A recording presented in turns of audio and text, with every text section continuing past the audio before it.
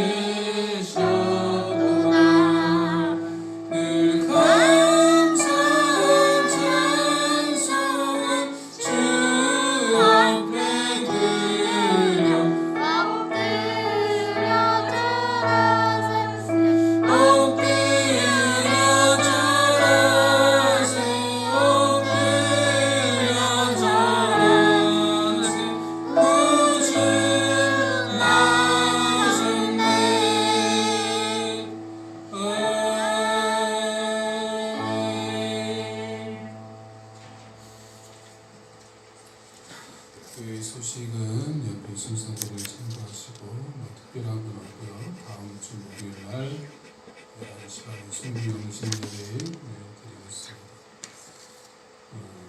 쉽지 않은 상황이긴 하지만 현장으로 올 수 있는 곳으로 오시고, 가능하면 우리가 숫자가 많지 않기 때문에 가능하면 오셔서 끝나고 기도 받으시고 그렇게 하시면 좋을 것 같습니다. 그래서 오실 때 미리 기도 제목을 적어가지고 오시면 감사하겠습니다. 우리 같이 말씀 보겠습니다. 마태복음 1장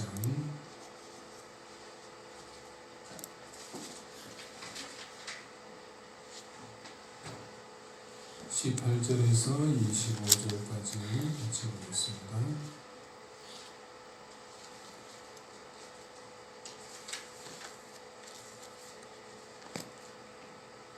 한 절씩 교독하도록 하겠습니다. 제가 먼저 읽겠습니다.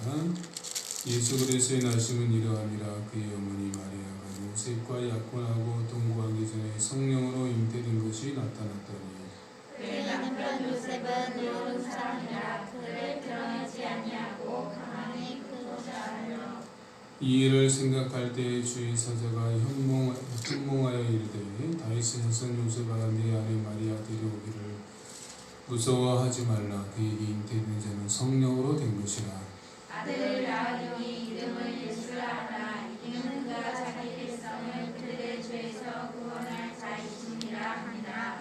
이 모든 일이 된 것은 주께서 선지자로 하신 말씀을 이루려 하시니 이르시되 보라, 처녀가 잉태하여 아들을 낳을 것이요 그의 이름은 임마누엘이라 하니라 하셨으니 이를 거듭받는즉 하나님이 우리와 함께 계시다 하니라. 요셉이 잠에서 깨어 일어나 주의 사자의 분부대로 행하여 그의 아내를 데려왔으나 같이 읽습니다. 아들을 낳기까지 동침하지 아니하더니 마음의 이름을 예수라 하니라. 아멘.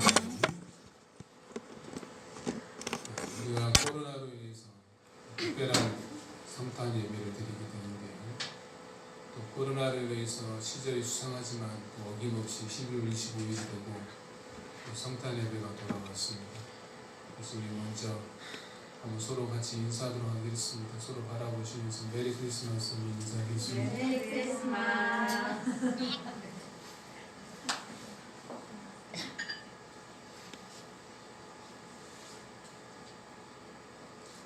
사실 성탄절을 맞이할 때마다 늘 마음은 한켠은 아쉬움이 늘 가득하죠.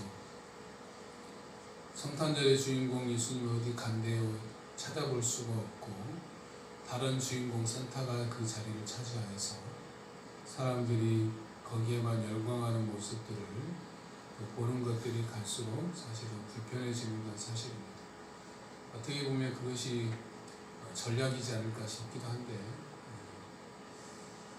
갈수록 잊혀져 가는 그 이름이 좀 아쉬운 그 이름이기도 합니다. 오늘 보면 이렇게 시작하고 있습니다. 18절에 보면 뭐라고 있습니까? 예수 그리스도의 나심은 이러함이라 라고 말씀하고 있죠.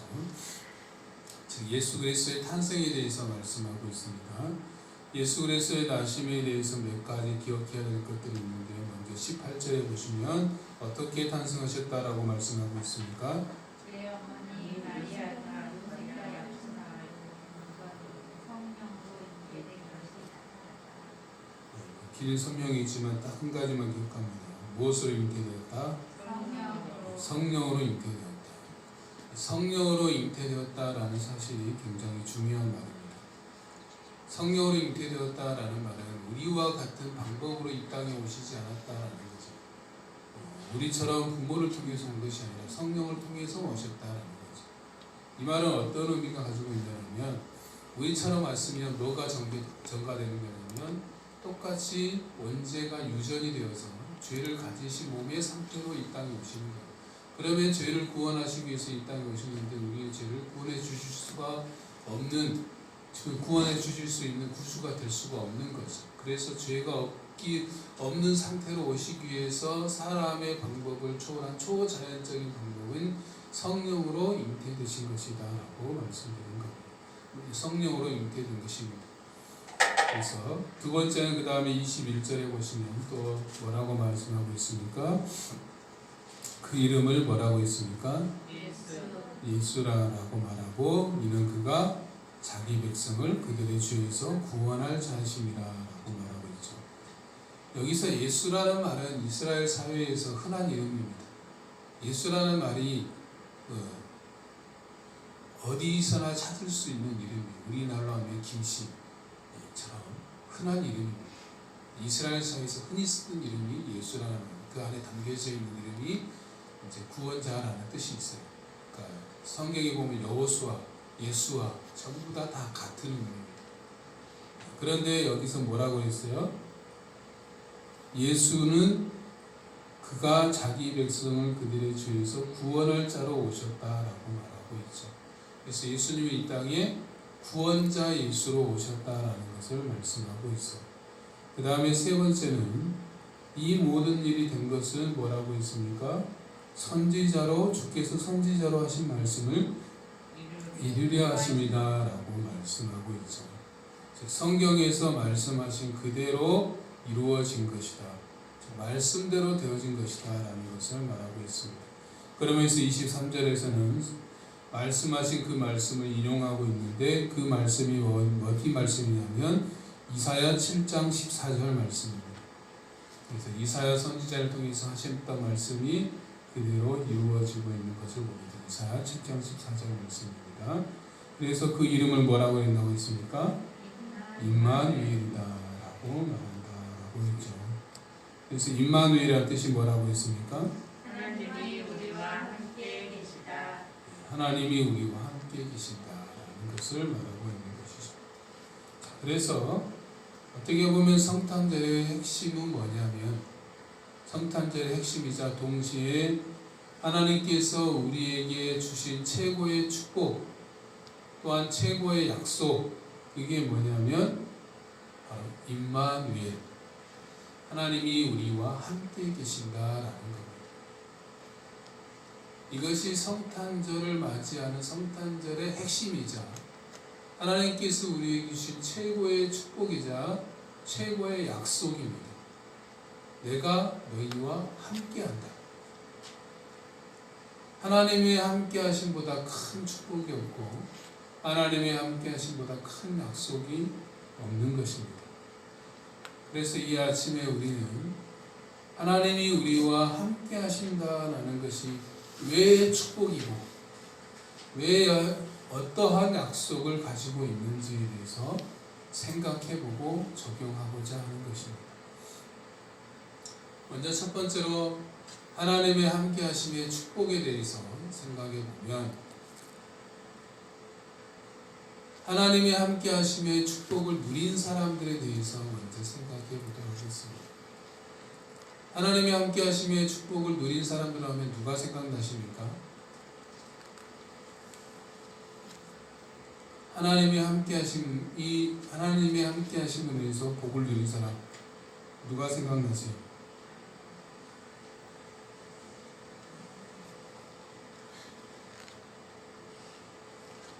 저에게 들릴 정도로 아브라함 또 누가 있죠?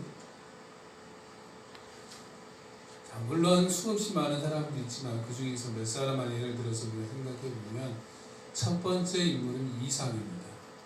여러분이 생각하는 여러분이 기억하고 있는 이삭은 어떤 사람이에요? 이삭하면 뭐가 떠오르십니까? 성경에서 이삭에서 차지하는 비중은 그렇게 많지 않아요. 그렇게 두드러지지도 않고 도드라지지도 않습니다.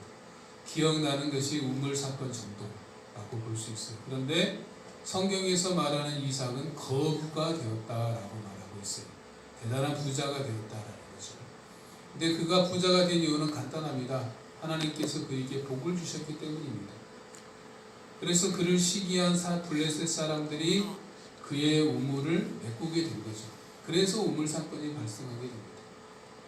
그래서 우물을 메꾸자 그 우물을 피하여서 다른 곳에 우물을 팠죠. 그랬더니 그 우물을 신나라했다가 에색이라가 했다가 또 세 번째까지 옮기게 되고 그래서 그 세 번째 우물을 르호봇이라고 이름을 짓자 근데 더 이상 그 와서 우물을 메꾸는 일이 벌어지지 않게 되는 겁니다. 그 이후에 하나님께서 이삭을 찾아오셔서 내가 너와 함께 있어 내게 복을 주어 내 자손을 번성케 할 것이다 라고 약속합니다. 그 이후에 아비멜렉과 그라라 왕이었던 아비멜렉과 그의 군대장과 비골이 찾아옵니다. 그러면서 이삭에게 이렇게 이야기합니다. 제가 잠깐 읽어드리겠습니다. 창세기 26장 28절과 29절에 보면 그들이 이르되 여호와께서 너와 함께 계심을 우리가 분명히 보았으므로 우리의 사이 곧 우리와 너 사이에 맹세하여 너와 계약을 맺으리라 말하였노라. 너는 우리를 해하지 말라. 이는 우리가 너를 범하지 아니하고 선한 일만 내게 행하여 내가 평안히 가게 하였음이니라. 이제 너는 여호와께 복을 받은 자니라 라고 말하고 있습니다. 여기서 보면 아비멜렉과 군대장관 비골이 이삭을 향해서 뭐라고 말하고 있냐면 주목할 부분이 두 부분에 있습니다. 첫 번째 뭘 보았다라고 있습니까? 여호와께서 너와 함께 계심을 우리가 분명히 보았다라고 말합니다. 그러면서 너는 어떤 자이다? 너는 여호와께 복을 받은 자다라고 말하고 있는 것들 보여드리는 거죠. 하나님께서 너와 함께 계신 우리가 보았고 너는 하나님께 복 받은 자다라는 게 이제 이삭의 삶이었죠. 그 다음에 두 번째로 이제 우리가 잘 아는 요셉입니다. 요셉에 대해서 너무나 잘 아시죠. 요셉의 삶에 하나님의 함께 하심이 보여진 것은 이 말씀을 통해서 우리가 잘 알 수 있습니다. 같이 한번 읽어봅시다. 그들이 여호와께서 그에게 하심을 보며 또 여호와께서 그의 범사에 형통하게 하심을 보았더라. 요셉이 형들의 시기로 인해서 종으로 팔려서 미디안 상의 종에 팔려서 애굽 사람 보디발의 집에 노예로 들어오게 되죠. 그런데 노예로 들어와서 이제 인정받아서 생활하는 요셉의 모습이 뭡니까? 하나님이 그와 함께 계셔서 그가 형통케 되었다라는 거죠. 그래서 뭐라고 합니까? 그 함께 하심을 보였고 보여진 것이죠. 그가 보려고 나를 좀 봐라라고 하는 게 아니라 그의 삶에 보니까 하나님이 그와 함께 하심이 보여졌고 그래도 그를 형통케 하심을 보았다라고 말하고 있습니다. 세 번째는 모세입니다. 성경에서 등장하는 인물 중에 아마 가장 속이 탔은 인물이 바로 저는 모세라고 생각합니다. 모세 나이 몇 세에 이스라엘 백성들을 이끌고 출애굽했습니까? 80세에 출애굽했죠. 80세에 말도 많고 탈도 많은 약 200만 이스라엘 백성입니다. 적게 잡아 200만 정도 이스라엘 백성들이 이끌고 하나님이 약속하신 가나안 땅을 향해 나아간 겁니다. 그래서 이스라엘 백성들은 쉼 없이 뭘 쏟아냅니까? 불평과 원망을 쏟아냅니다. 물이 없다, 먹을 것이 없다, 고기가 없다, 힘들다, 계속해서 불평을 쏟아내죠. 이러한 불평과 불만이 많은 이스라엘 백성들을 감당할 수 있었던 모세의 원동력이 무엇일까라는 걸 생각해 봤을 때 저는 여기에 있다라고 생각합니다. 같이 읽습니다. 시작. 사람이 자기의 친구와 이야기할 때에 여호와께서 모세와 대면하여 말씀하시며. 모세는 누구와 대면하여 이야기했다고 했습니까? 여호와 하나님과 대면하여 친구와 이야기하듯이 하나님과 대면하여 이야기를 했다. 저는 이것이 그 많은 이스라엘 백성들을 모세가 잘 이끌고 갈 수 있었던 원동력이었다라고 볼 수 있습니다. 자기 힘으로 하면은 단 하루도 이끌지 못했을 겁니다. 그러나 하나님과 함께 함으로 인해서 했기 때문에 그것이 가능했음을 우리가 알 수 있는 것이죠. 그리고 네 번째 인물은 우리가 잘 아는 다윗입니다. 다윗의 삶을 잘 보여주는 성경 구절이 있습니다. 같이 봅니다. 시작. 만군의 하나님 여호와께서 함께 계시니 다윗이 점점 강성하여 가니라. 다윗이 점점 강성해진 비결, 승승장구하게 된 비결이 어디 있습니까? 여호와 하나님이 함께 하셨기 때문이다라고 말하고 있어요. 물론 이 외에도 지금 네 사람을 외에도 수없이 많이 있지만 이 정도만 생각해보고 자, 이 정도에서 우리가 한번 다른 질문을 한번 드려봅시다. 여기서 계속해서 성경 말씀에 보면 형통했다라는 말이 가끔 등장하게 되는데, 여러분 성경 읽다 보면 형통했다는 말이 자주 등장하죠. 그러면 여기 질문 드립니다. 형통했다는 말이 무슨 뜻일까요? 형통하다.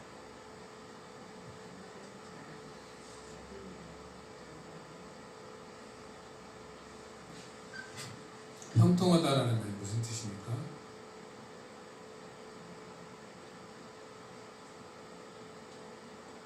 자, 여기서 형통하다라는 말이 무슨 뜻인지를 우리가 잠깐 생각해보고 넘어가도록 하겠습니다. 성경 말씀 몇 군데를 우리가 보면서 할 텐데, 첫 번째는 같이 읽습니다. 시작. 형통한 나라는 기뻐하고 공고한 나라는 되돌아보아라. 이 두 가지 하나님이 명하게 하사 천만에 그의 장래를 행하여 알지 못하게 하셨느니라.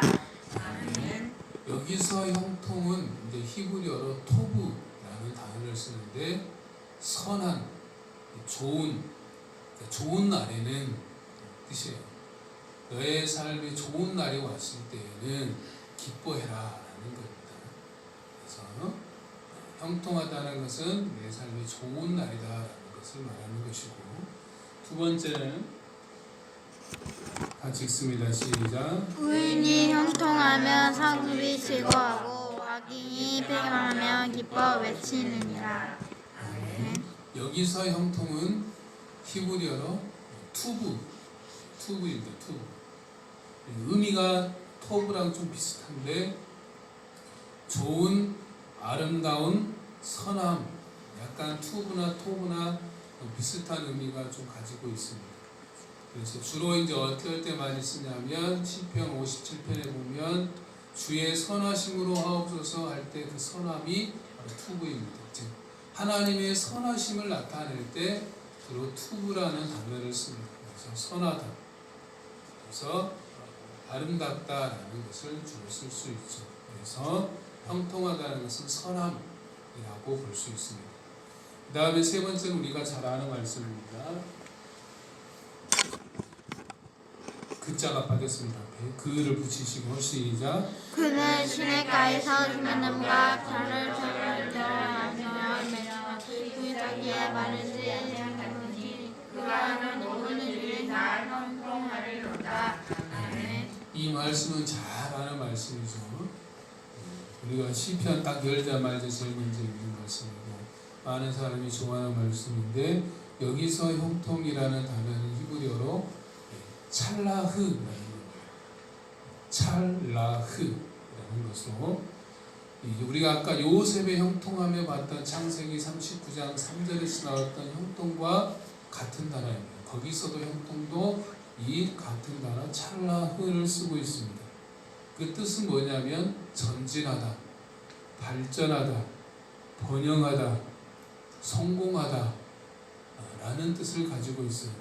그래서 점차로 삶이 나아지는 것, 좋아지는 것, 발전하는 것, 성공하는 것을 나타내는 것이 바로 형통의 의미입니다. 우리가 흔히 알고 있는 형통이 바로 이겁니다. 우리가 잘되기를 원하고, 성공하기를 원하고, 발전하기를 원하고, 나아지기를 원하고, 우리가 보통 생각하는 형통의 의미가 바로 이 찰라흐라는 것의 의미다라고 보시면 됩니다. 그 다음으로 읽습니다. 시작. 율법책을 내 입에서 떠나지 말게 하며 주야로 그것을 묵상하며 그 안에 기록된 대로 지켜 행하라. 그리하면 내 길이 흥하게 될 것이며 내가 형통하리라. 여기서 형통은 이제 히브리어로 사칼인데 그 뜻은 지혜롭다, 총명하다, 통찰력 있다라는 뜻을 가지고 있습니다. 그런데 이 사칼이라는 단어를 쓸 때 항상 어떤 규칙이 있어요. 어떤 규칙이 있냐면, 제가 이제 말씀을 찾았다 보니까 알게 됐는데, 항상 뭐와 같은 쓸 때 이 사칼이라는 단어가 붙냐면, 말씀을 지켜 행하라, 그리하면 형통하리라 할 때 그 형통은 전부 다 이 사칼이라는 단어를 씁니다. 말씀을 지켜 행하는 삶에 붙어있는 형통이라는 단어이죠. 그래서 성경 말씀을 지켜 행하는 자는 지혜로운 자, 총명한 자, 통찰력이 있는 자라는 것을 말씀하고 있는 거예요. 여러분, 지혜가 뭡니까? 지혜가 뭐예요? 지혜. 지식과는 좀 다르죠. 지혜는 뭡니까?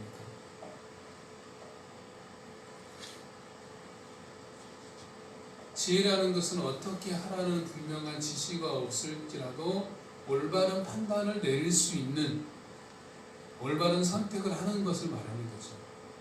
너 A와 B 중에서 뭐를 선택해라 라고 말하지 않아도 옳고 그름에 대한 바른 판단력을 가지고 있는 게 바로 지혜라고 볼 수 있죠. 통찰력이라는 건 뭐냐면 다른 말로 하면 명철이라고도 말할 수 있는데, 이에 대해서 팀 켈러 목사가 뭐라고 이야기했냐면, 잘 들어보시면 남들이 보지 못하는 미묘한 차이까지도 능히 식별한다. 그래서 명철함은 옳고 그름의 차이뿐만 아니라 선과 최선, 차선의 차이까지도 구분할 수 있는 능력이다. 그러니까 명철은 뭐냐면 이게 최선이냐 선이냐 최선이냐 이것만 구별하는 게 아니라 차선까지도, 또 어떤 남들이 보지 못하는 미묘한 차이까지도 볼 수 있는 것이 명철, 통찰력이라는 거죠. 옛날 광고에 그게 있었습니다. 그 숨겨져 있는 1cm라는 아주 한 20년 된 TV 광고 중에 TV에 숨겨져 있는 1cm라는 게 있었거든요. 남들이 보지 못한 숨겨져 있는 1cm를 볼 수 있는 눈, 그게 뭐냐? 통찰력이다. 거죠. 그래서 우리 자녀들이 반드시 있어야 되는 게 뭐냐? 통찰력이에요. 남들이 보지 못하는 것을 볼 수 있는 눈을 가지고 있어야 되는 거예요. 그것을 위해서 여러분 기도하셔야 돼요. 자녀들이 남들이 보지 못하는 것을 볼 수 있는 눈, 그래서 지혜와 통찰력이 있는 그러한 형통한 자가 되어야 되는 겁니다. 세상적으로 그냥 성공한 사람이 되는 것이 아니라 남들이 보지 못하는 것을 볼 수 있는 어떤 통찰력이 있고 또 올바른 판단력과 분별력이 있는 지혜를 가진 자가 될 수 있도록 위해서 우리가 기도해야 되는 것이죠. 그래서 신명기 29장 9절에서 나오고 있는 너희는 이 언약의 말씀을 지켜가라. 그리하면 너희가 하는 모든 일이 형통하리라 라고도 말하고 있고, 열왕기상 2장 3절에서도 내 하나님 여호와의 명령을 지켜 그 길로 행하여 그 법률과 계명과 율로와 증거를 모세 율법에 기록한 대로 지키라. 그리하면 내가 무엇을 하든지 어디로 가든지 형통하리라 라고 말할 때 전부 다 동일한 단어다라는 거죠. 성경에서 말하는 형통이라는 단어를 좀 정리를 해보면 선하다, 좋다, 아름답다, 번영하다, 전진하다, 나아가다, 지혜롭다, 총명하다라는 의미를 담고 있다라는 거죠. 그러니까 한 가지 의미가 아니라 다양한 의미를 가지고 있는데 우리는 딱 하나로 규정해버리는 우를 범하는 경우가 많죠. 성경에서 다양한 의미로 형통을 쓰고 있다라는 사실을 우리가 알았으면 좋겠습니다. 자, 그렇다면 우리가 하나님이 함께 하심으로 인해서 우리가 실질적으로 누리는 최고의 축복은 뭐냐? 어떤 축복을 우리가 누리고 있느냐라고 봤을 때 제가 생각했을 때는 이거라고 생각하는데 한번 따라합니다. 평안. 하나님이 함께 하심으로 인해서 지금 우리가 누리고 있는 최고의 축복은 뭐냐면 평안함입니다. 그럼 평화와 평안함을 구별할 수 있습니까? 평화와 평안, 어떤 차이가 있죠?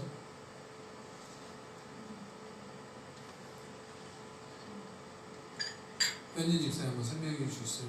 평화와 평안.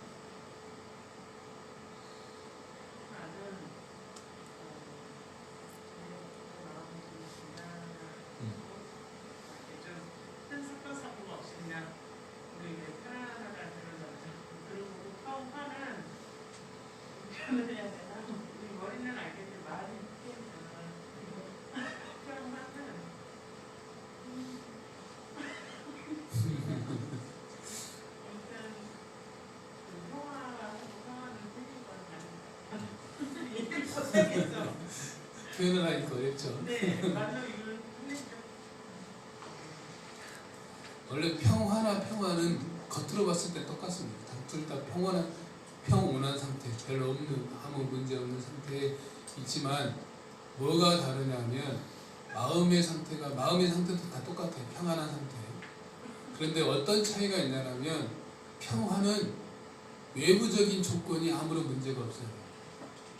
평화롭다라고 말할 때는 뭐예요? 외부적인 상태가 아무런 문제가 없는 거잖아요. 외부적으로도. 내부적으로도. 그러니까 외부적인 문제가 없어야 마음이 평화로운 거지. 평화로워. 집안이 평화롭다라는 건 뭐예요?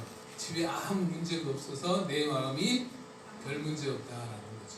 근데 평안은 뭐냐면 외부의 영향을 받지 않아요. 외부가 시끄럽든 시끄럽지 않든 상관없이 자신의 마음이 평온한 상태. 그게 바로 평안입니다. 우리가 추구해야 되는 것이 바로 평안이죠. 외부가 시끄럽든 말든 상관없이 내 마음의 평온함을 유지하는 것이 바로 평안함이다라고 말할 수 있어요. 이것을 보여주는 성경이 있는데 시편 46편을 한번 찾아봅시다.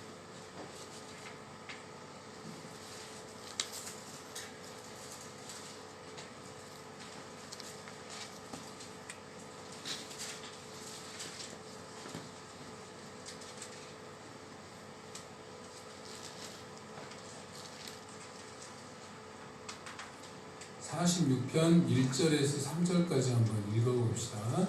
시작. 하나님은 우리의 피난처시요 힘이시니 환난 중에 만날 큰 도움이시나 땅이 변하든지 산이 흔들려 바다 가운데 빠지든지 바닷물이 솟아나고 뛰노들지 그것이 넘침으로 반성이 흔들릴지라도 우리는 두려워하지 아니하리로다. 아멘. 지금 외부적으로는 어떤 일이 벌어지고 있는 거예요? 간단하게 막 천지가 뒤집어지는 겁니다. 천지가 뒤집어지는 놀라운 일이 있지만 그러나 내 마음은 어떻습니까?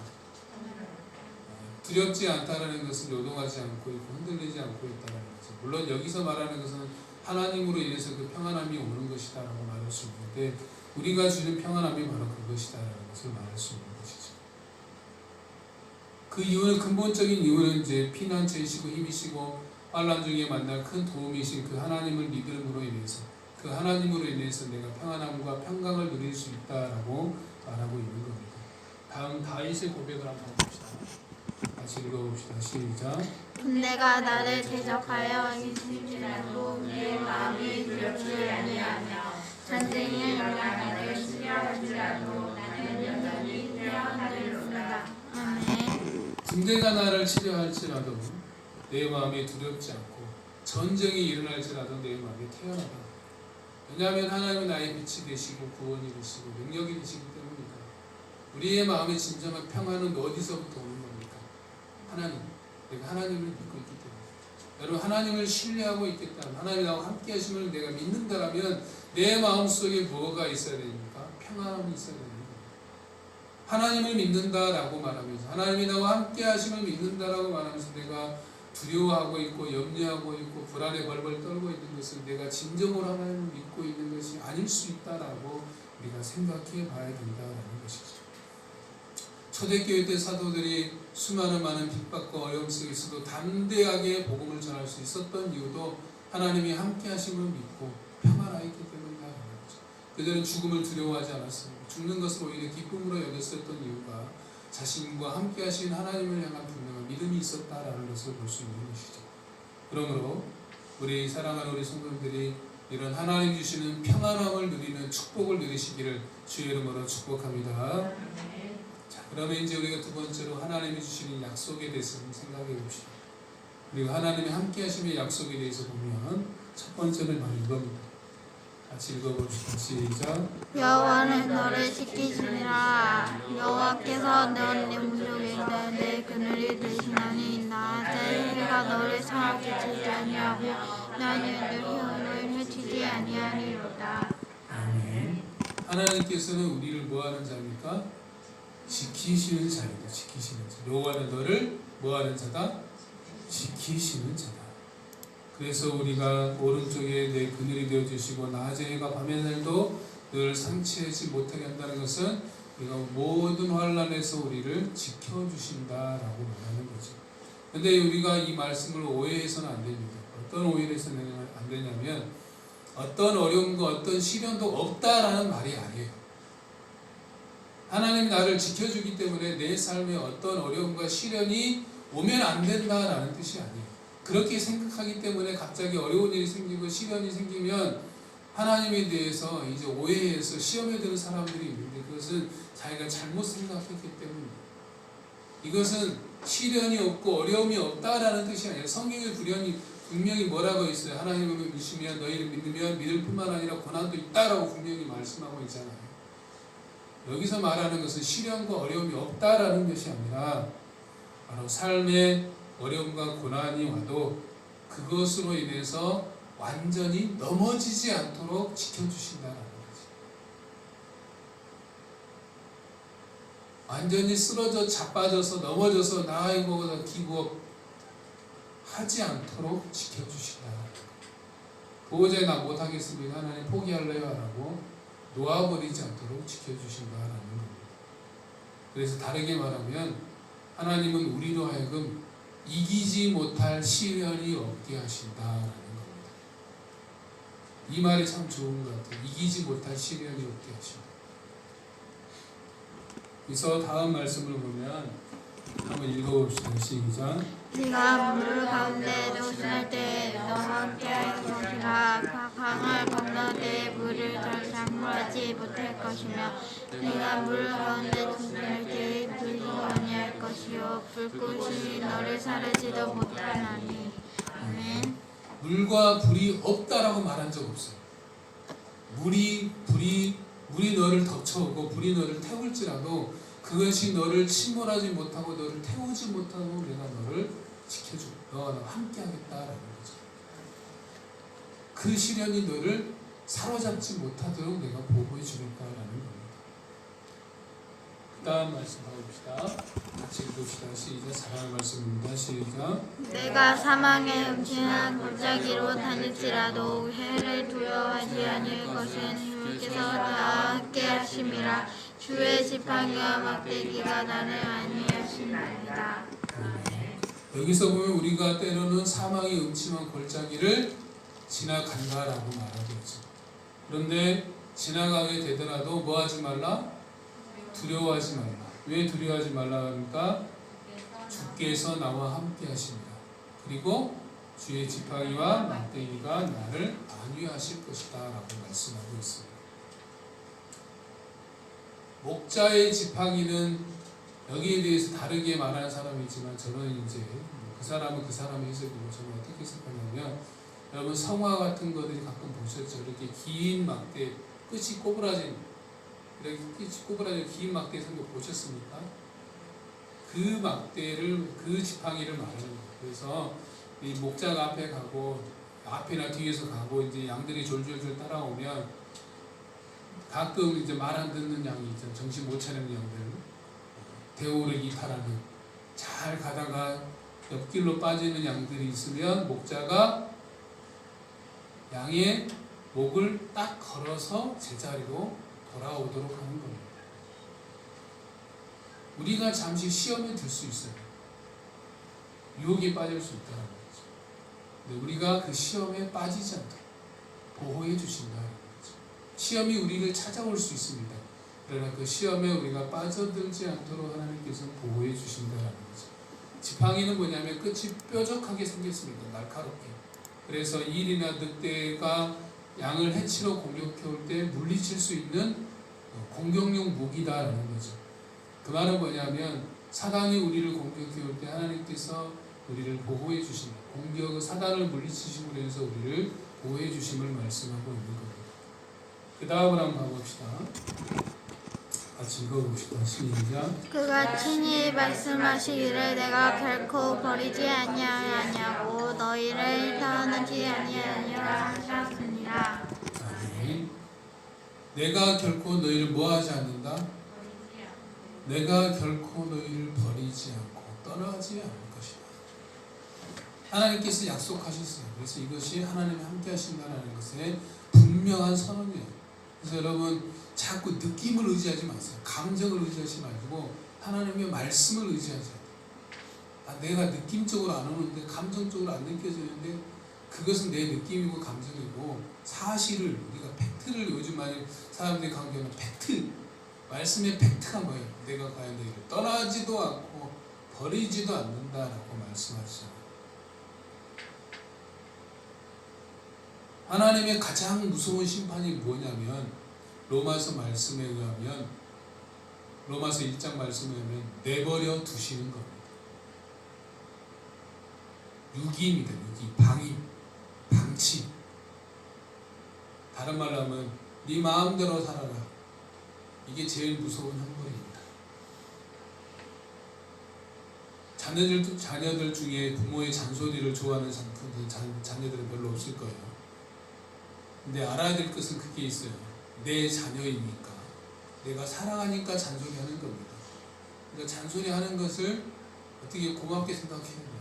내가 엄마 아빠의 자식이라는 것은 증거이기 때문에 내가 잔소리를 들을 수 있음에 대해서 감사하게 생각해야 돼요. 잔소리를 듣지 않는다는 건 뭐냐면 아무 상관이 없다는 거예요. 나는 너와 아무 상관이 없다. 그래서 너에게 어떤 관여도 하고 싶지 않다라는 것이 되기 때문에 부모가 자녀에게 잔소리한 것은 지극히 당연한 것이다라는 것을 생각해야 됩니다. 모세가 시내산에서 40일 동안 내려오지 않고 있을 때 이스라엘 백성들이 무엇하고 있었습니까? 아래서 금송아지를 만들고 이것이 애굽에서 우리를 인도해낸 신이다라고 해서 먹고 마시고 춤추며 놀았잖아요. 하나님께서 그것을 보시고 신이 진노하셨어요. 그래서 그들을 징계하셨죠. 그런데 출애굽기 33장에 보면 뭐라고 말씀하시냐면 그렇게 말씀하시는 장면이 있습니다. 내가 사자를 너희보다 앞서 보내서 내가 너희들에게 보내주겠다고 약속한 그 땅에 내가 너희를 보내주겠다. 단 내가 너희와 함께 가지는 않겠다. 내가 약속을 했으니까 내가 너희들에게 약속한 그 땅에는 내가 들어갈 수 있도록 해주겠다. 그러나 내가 너희와 함께 가지는 않겠다라고 말씀하신 거죠. 하나님께서 그렇게 말씀하신다라면 여러분 뭐라고 대답하시겠습니까? 그렇게라도 해주시니 감사합니다. 그럴까요? 약속의 땅에 가는 것이 목적일까요? 아니면 하나님이 함께 하시는 게 목적일까요? 우리가 중요한 것이 무엇인가를 잘 생각해봐요. 우리가 어떤 것을 이루는 것이 중요한 것이 아니라 어떤 내가 원하는 것을 성취하는 것이 목적이 아니라 성취했을지라도 하나님이 함께하지 않는다면 아무런 의미가 없다라는 걸 알아야 된다는 거죠. 그래서 모세가 그 말을 듣고 간절히 하나님께 매달립니다. 하나님 그러시면 안 됩니다라고 간절히 매달려서 하나님께서 그 뜻을 돌이키셔서 같이 가시는 것들을 보게 되는 것이죠. 하나님이 함께 하신다는 것은 간단하게 말하면 내가 너희를 떠나지도 않고 버리지도 않겠다라고 말씀하는 거죠. 하나 더 생각해 보면 이와 같은 거라고 볼 수 있습니다. 좀 길지만 한번 읽어봅시다. 시작. 다시는 너를 버린 자라 부르지 아니하며 다시는 내 땅을 호르지라 부르지 아니하고 오직 너를 시바라 하며 내 땅을 귤라라 하니 이는 여호와께서 너를 기뻐하실 것이며 내 땅이 결혼한 것처럼 될 것입니다. 아멘. 여기서 우리가 주목해야 할 단어는 헵시바와 뷸라라는 단어입니다. 성경이 찾아보면 여러분 성경 한번 찾아보시면 이사야 62장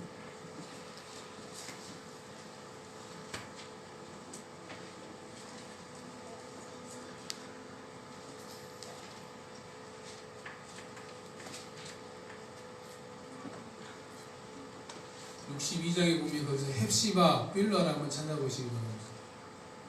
헵시바의 앞에 뭐가 붙어 있어요? 일이 붙어 있고 성경 아래에 보면 나의 기쁨이 그에게 있다라고 말합니다. 그 말은 뭐냐면 너는 나의 기쁨이다라는 거죠. 너는 나의 기쁨의 대상이다라는 말입니다. 그 다음에 뷸라는 뭐라고 되어 있습니까? 결혼했다라는 건 뭔 말이에요? 하나 되었다, 연합되었다라는 것을 말하는 거예요.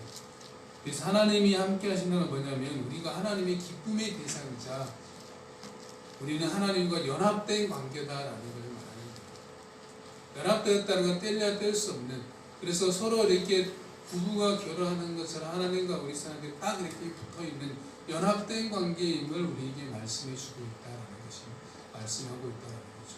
그렇기 때문에 여러분 감정, 느낌 이런 게 너무 의존하지 마십시오. 그것이 있으면 좋겠지만 그것이 절대적인 진리는 아니잖아요. 그런데 우리 너무 감정이나 느낌에 의존할 때가 너무나 많아요. 그러나 하나님께서 말씀하신 성경의 팩트 사실에 우리가 의지해야 된다라는 것이죠. 자, 마지막으로 우리가 한 가지 더 생각해 볼 것은, 그렇다면 우리가 어떻게 살아야 됩니까? 하나님의 함께 하심의 약속과 축복을 알았다면 그것을 아는 자로서 우리가 어떻게 살아야 되는가? 첫 번째로 우리가 잘 아는 것입니다. 코람 데오입니다. 뭐라고요? 이게 이제 라틴어라는 말인데 코람 데오, 하나님 앞에서 라는 것입니다. 다르게 말하면 하나님 앞에서 라는 것은 하나님의 면전 앞에서, 얼굴 앞에서, 영어로 하면 face to face, 얼굴과 얼굴을 맞대고, 즉 하나님의 얼굴과 나의 얼굴 서로 이렇게 맞대면서 사는 것이 하나님의 얼굴 앞에서라는 겁니다. 쉽게 말하면 그런 겁니다. 우리의 눈은 누구의 눈길을 의식해야 되겠어요? 하나님 얼굴과 얼굴을 맞대고 있으니까 지금 내 눈을 누가 쳐다보고 계시는 거예요?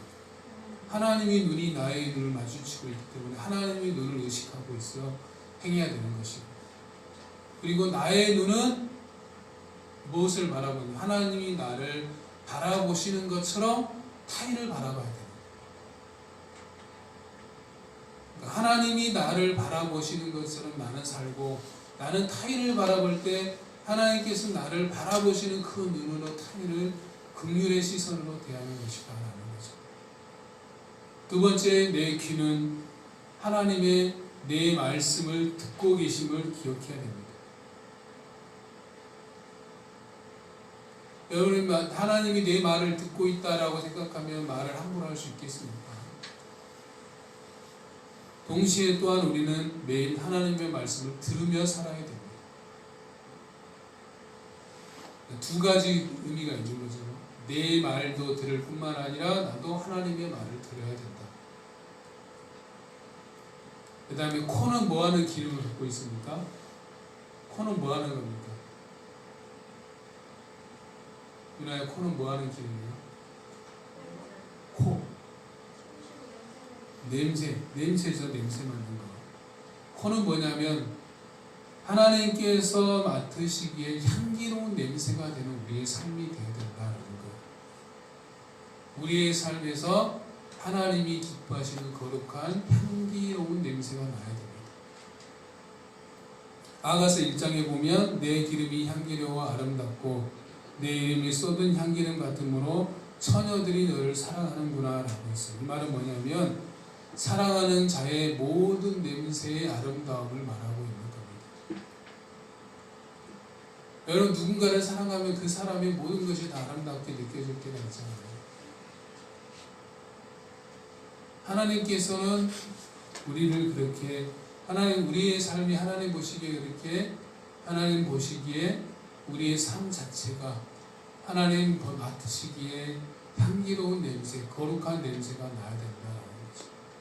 하나님이 내 삶의 냄새를 맡았을 때 악취가 아니라 향기로운 냄새가 되어야 된다는 것을 말하는 겁니다. 그래서 고린도서 2장에 보면 우리는 구원받는 자에게나 망하는 자들에게나 그리스도의 향기라라고 말씀하고 있는 것들을 보고 있습니다. 그래서 우리의 또 입술은 어떻게 말해야 되겠어요? 하나님이 말씀하시는 것처럼 말해야 돼요. 우리의 입술은 하나님의 말씀하시는 것처럼 말하는 겁니다. 한번 자기의 이렇게 손가락, 두 번째 손가락을 이렇게 드시고 한번 자기의 눈을 가리키면서 하나님의 눈, 하나님의 귀, 하나님의 코, 하나님의 입, 그렇게 살아갈 수 있는 우리의 모습이 되었으면 좋겠습니다. 이게 코람데오 의식입니다. 하나님의 얼굴과 이렇게 딱 마주치면서 사는 의식을 가지고 사는 거라고 볼 수 있습니다. 두 번째는 하나님의 마음을 늘 공감하는 겁니다. 제가 계속해서 강조하는 것은 하나님의 마음을 공감하는 것인데 어떤 하나님의 마음이냐면 바로 이 마음입니다. 같이 읽습니다. 시작. 너희 하나님 여호와가 너희 가운데 계시니 이런 구원을 베푸시는 자이시라. 그가 너로 말미암아 너희를 이기지 못하시며 너를 잠잠하게 명하시며 너로 말미암아 즐거이 부르며 기뻐하시리라 하니라. 아멘. 뭐라고 말씀하고 계십니까? 그가 너로 말미암아 기쁨을 이기지 못하시며 너를 잠잠히 사랑하시며 너로 말미암아 즐거이 부르며 기뻐하시리로다. 여기다가 이름을 바꿔서 나라고 한번, 그가 나로 인해서 한번, 그가 나로 말미암아 기쁨을 이기지 못하시며 한번 읽어봅니다. 시작. 그가 나로 말미암아 기쁨을 이기지 못하시며 나를 잠잠히 사랑하시며 나로 말미암아 즐거이 부르며 기뻐하시리라. 한 번 더 할까요? 이번엔 자기 이름을 한번 읽어보시고요. 그가 영석이로 인하여, 그가 땡땡으로 인하여. 시작. 그가 영석이로 말미암아 기쁨을 이기지 못하시며 영석이를 잠잠히 사랑하시며 영석이를 말미암아 즐거이 부르며 기뻐하시리라 하리라. 아멘. 그게 여러분을 바라보시는 하나님의 마음입니다.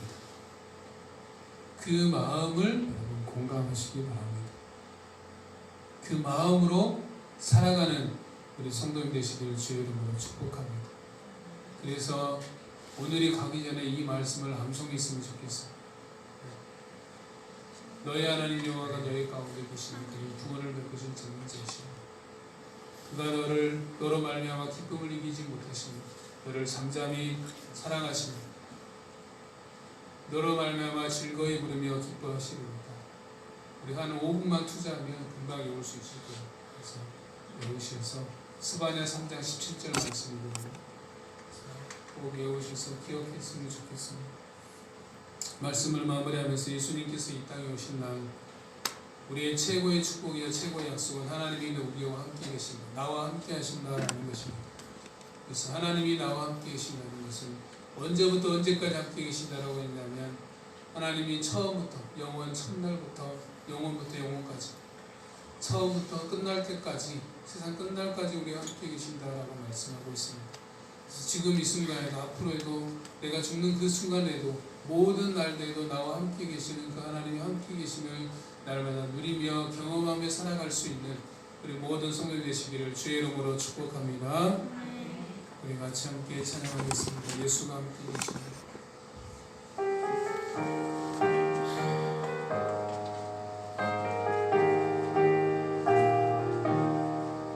예수가 함께 계시니 시험이 오나 버겁네.